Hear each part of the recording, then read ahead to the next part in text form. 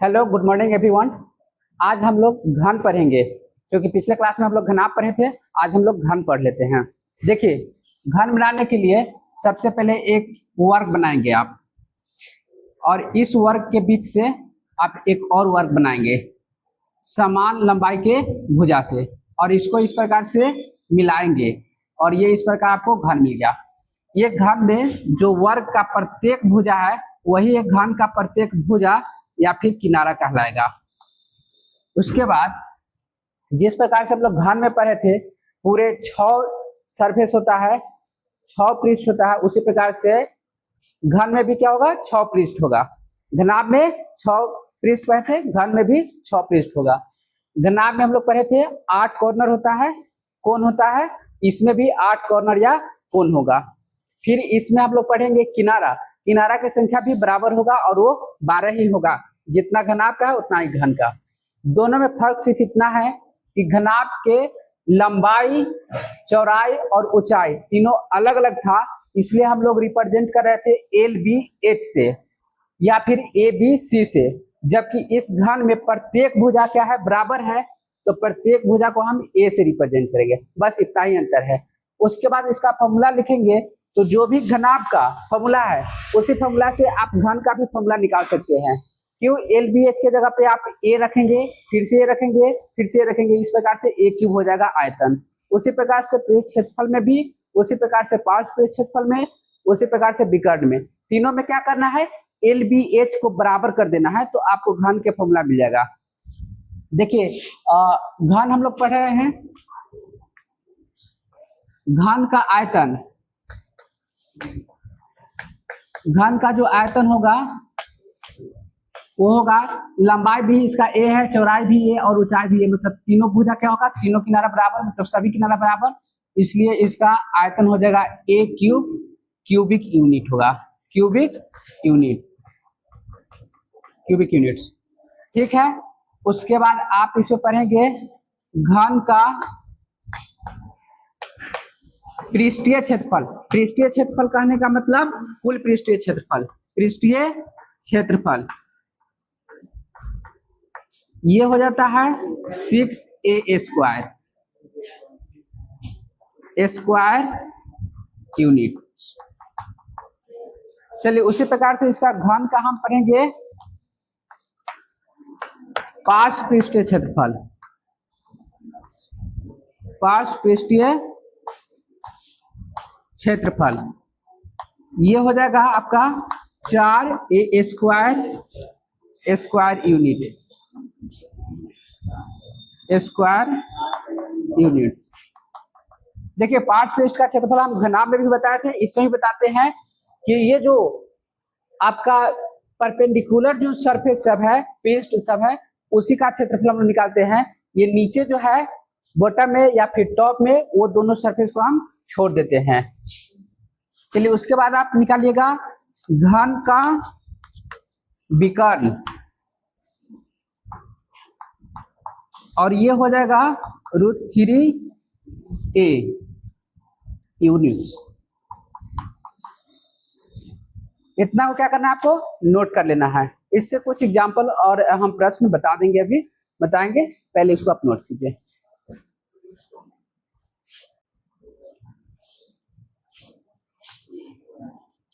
चार मीटर ऊंचाई के एक वर्गाकार कमरे में जिसकी भुजा 6 मीटर है, हवा का आयतन निम्नलिखित में से कौन सा होगा। यहाँ 4 ऑप्शन भी दिया हुआ है। तो देखिए, सबसे पहले बात ये देखना हमको कि ये जो रूम है, रूम वर्गाकार है। रूम कैसा है, वर्गाकार है, और इसकी ऊंचाई जो है 4 मीटर है। तो ये जो रूम हमको मिल रहा है, क्या घन के आकार का मिल रहा है? नहीं मिल रहा है। घन के आकार का तभी होता जब इसका मतलब जो रूम है वर्गाकार है, उसका भुजा भी 4 मीटर होता, लेकिन वर्गाकार रूम है उसका भुजा कितना है, 6 मीटर है, और ऊंचाई 4 मीटर है। मतलब लंबाई और चौड़ाई तो बराबर है, लेकिन ऊंचाई बराबर नहीं है। तो इस वजह से ये कैसा रूम है बताइए, घनाभ के आकार का है। ये रूम कुछ इस प्रकार से होगा।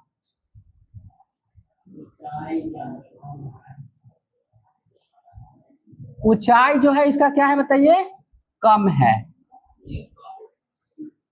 इस प्रकार से है। इसमें आप देखेंगे, नहीं इसको थोड़ा सा और ये कीजिए, ऊंचाई 6 है तो चौड़ाई भी क्या होना चाहिए बताइए, बराबर होना चाहिए। इसको मिटाइए,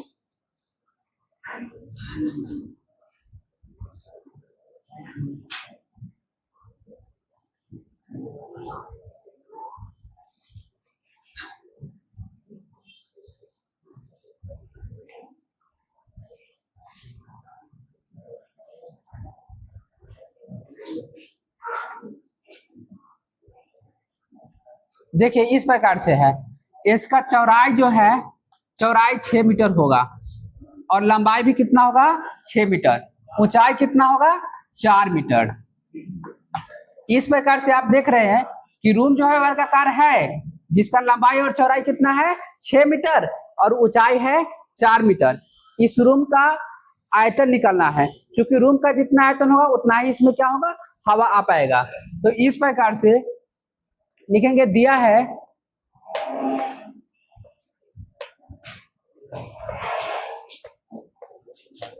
वर्गाकार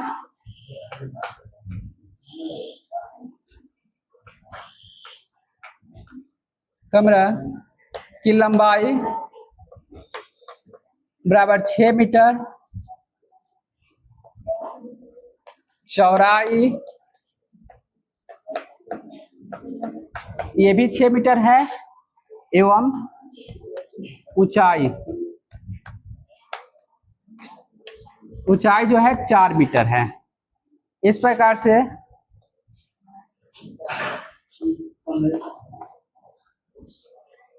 कमरा में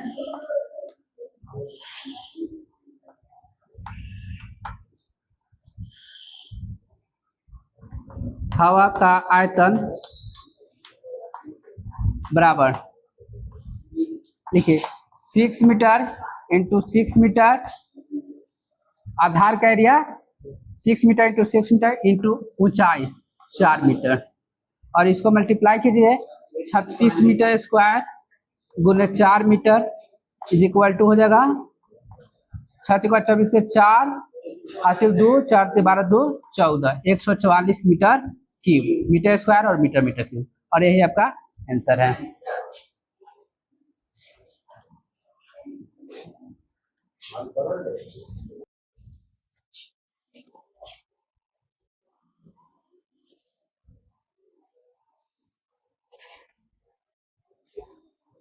प्रश्न संख्या 17 है, यदि किसी घनाकार पिंड के विकर्ण की लंबाई 5√3 मीटर है तो उसका ए नंबर में पृष्ठ क्षेत्रफल और बी में आयतन ज्ञात करें। देखिए इसमें विकर्ण दिया हुआ है,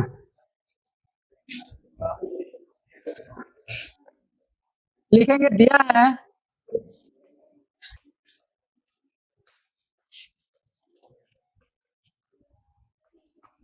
विकर्ण की लंबाई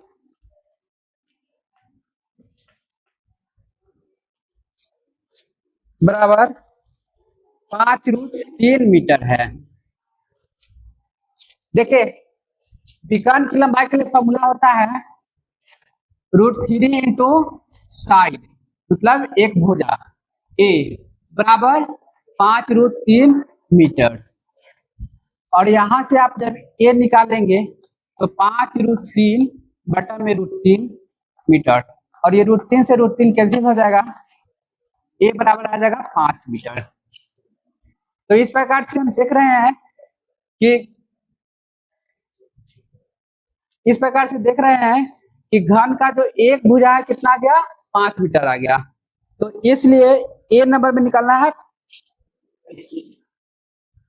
पृष्ठीय क्षेत्रफल, और हम ये भी बताए थे कि अगर पार्श्व पृष्ठ नहीं बोल रहा है, सीधे बताया जा रहा है कि पृष्ठ क्षेत्रफल निकालिए, तो हम संपूर्ण पृष्ठ क्षेत्रफल निकालेंगे। तो इसलिए घन का पृष्ठीय क्षेत्रफल बराबर क्या लिखेंगे, 6 इंटू 5 मीटर का whole square, 6 into 25 metre whole square. ये हो जाएगा 150 मीटर स्क्वायर। एक तो आंसर ये हो गया। बी नंबर में लिखना है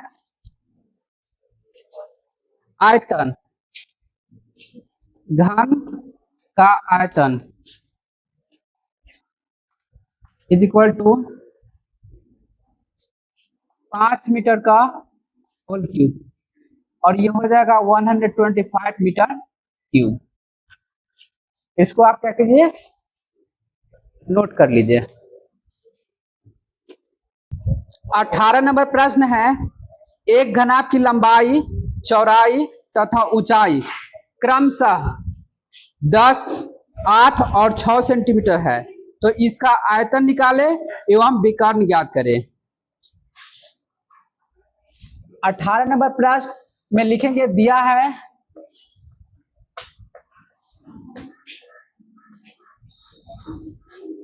घनाभ की लंबाई इज इक्वल टू 10 सेंटीमीटर, चौड़ाई इज इक्वल टू लिखेंगे 8 मीटर एवं ऊंचाई इज इक्वल टू लिखेंगे 6 मीटर। इसलिए सेंटीमीटर है, सब सेंटीमीटर में है, राइट। 8 centimetre, 6 centimetre. इसलिए घनाभ का आयतन इज इक्वल टू 10 मीटर मतलब लंबाई, 8 मीटर मतलब चौड़ाई और 6 मीटर मतलब ऊंचाई is equal to 8 × 48 480 metre cube, centimetre cube. सब जगह सेंटीमीटर, मीटर ही लिखा जा रहा है, कोई बात नहीं है, सेंटीमीटर क्यूब।